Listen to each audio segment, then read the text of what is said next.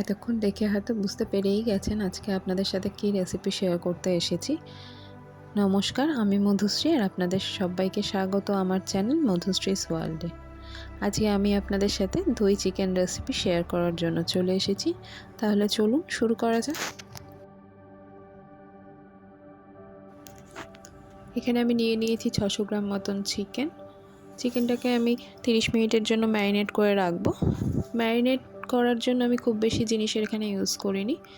1 চামচ দিয়েছি লবণ, আর দিয়েছি 1 চামচ আদা রসুন বাটা, আর 1 চামচ গোলমরিচ গুঁড়ো। আমি হাতের সাহায্যে খুব ভালোভাবে মিশিয়ে নিচ্ছি, কেন হাতের মতন বেস্ট জিনিস তো হতে পারে না। আমি হাত দিয়েই পুরোটা ভালোভাবে মিশিয়ে 30 মিনিটের জন্য রেস্টে রেখে দিচ্ছি।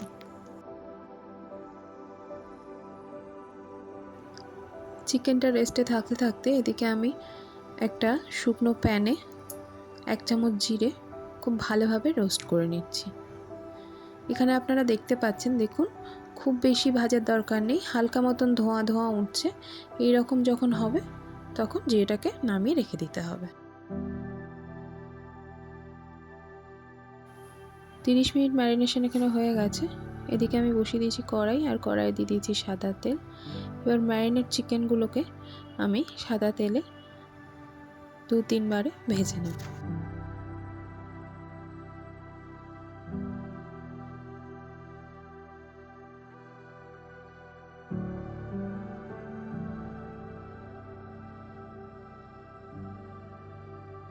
চিকেনের এক পাশটা ভাজা হয়ে গেছে, এবার উল্টে দিয়ে আমি অন্য পাশটাও ভেজে নেব।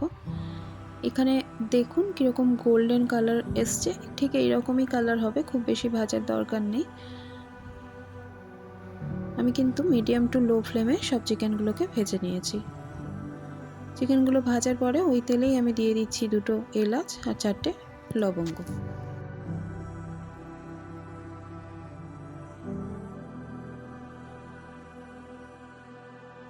এরপরে তেলে দিয়ে দিলাম আমি পেঁয়াজ।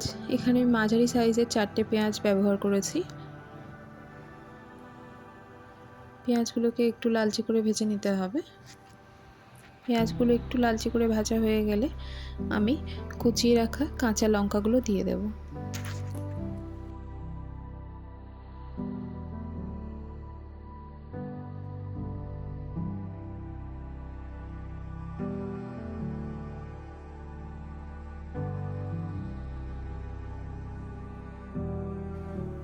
এরপরে আমি দিয়ে দেব 1.5 চামচ আদা রসুন বাটা।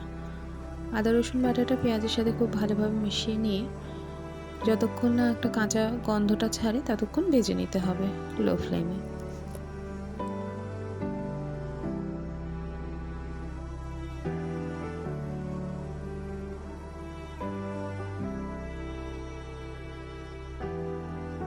মশলাটা এখানে ভাজা হয়ে গেছে, তেলটাও ছাড়তে শুরু করে দিয়েছে।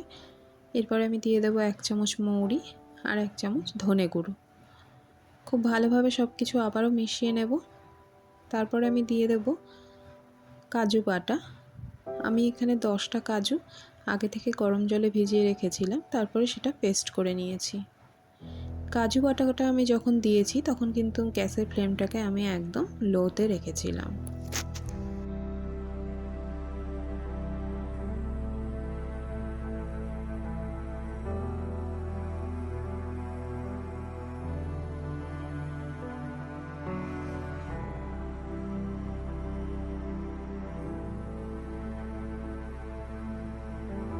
কাজু বাটাটাও খুব ভালোভাবে পেঁয়াজের সাথে মিশিয়ে নিতে হবে।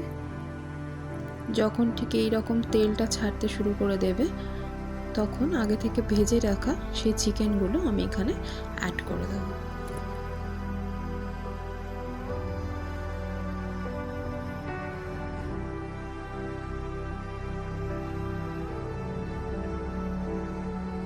চিকেনের সাথে সব মশলাগুলো খুব ভালোভাবে মিশিয়ে নিতে হবে।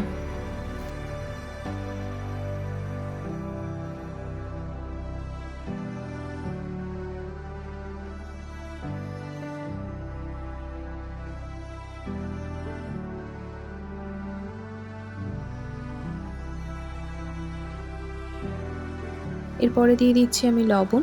এখানে আমি 1.5 চামচ লবণ দিয়েছি। লবণটা আপনারা আপনাদের টেস্ট অনুযায়ী দেবেন। লবণটা চিকেনের সাথে খুব ভালোভাবে মিশিয়ে নিচ্ছি। আমি কিন্তু পুরো রান্নাটাই এখানে লো ফ্লেমেই করেছি।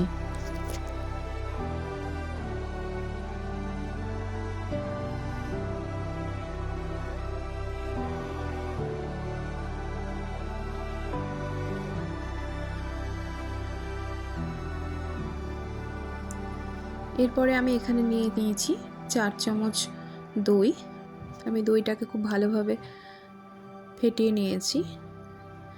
আমার দইটা ফেটানোর পরে একটু ঘন মনে হচ্ছিল, তাই জন্য আমি সামান্য একটু জল মিক্স করে দইটাকে একটু পাতলা করে নিয়েছি। তারপরে আমি দইটা দিয়ে দিলাম চিকেনের ওপরে। আর দইটা যখন দেওয়া হবে তখনও কিন্তু ফ্লেমটাকে একদম লোতেই রাখতে হবে। এরপরে আস্তে আস্তে চিকেনের সাথে পুরো দইটাকে আমি মিশিয়ে দিচ্ছি।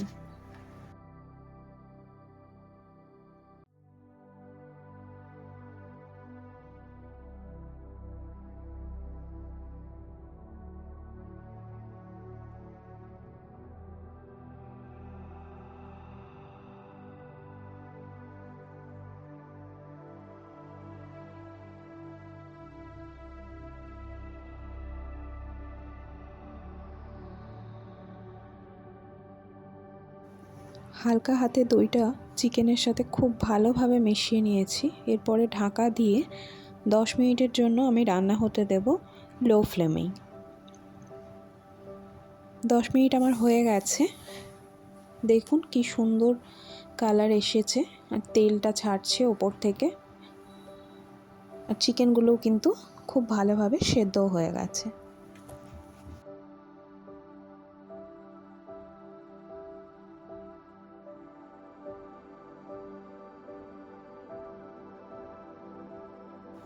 এখানে আমি দিয়ে দিচ্ছি কাসুরি মেথি আর জিরে গুঁড়ো, গোটা জিরেটা আমরা ভেজে গুঁড়ো করে রেখেছিলাম সেই গুঁড়োটা। আবারও এখানে কাসুরি মেথি আর জিরে গুঁড়োটাকে ভালোভাবে মিশিয়ে নিয়ে গ্যাসের ফ্লেমটাকে বন্ধ করে আমি ঢাকা দিয়ে কিছুক্ষণের জন্য রেখে দেব।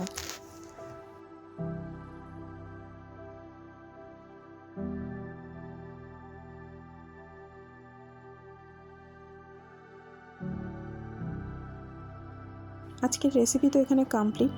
আমি এখানে সার্ভও করে নিয়েছি। দেখুন এখানে চিকেনের কালারটা কতটা সুন্দর এসছে, খেতেও কিন্তু যথেষ্ট সুন্দর ছিল। আপনারাও আশা করব বাড়িতে এই দই চিকেনটা অবশ্যই ট্রাই করবেন।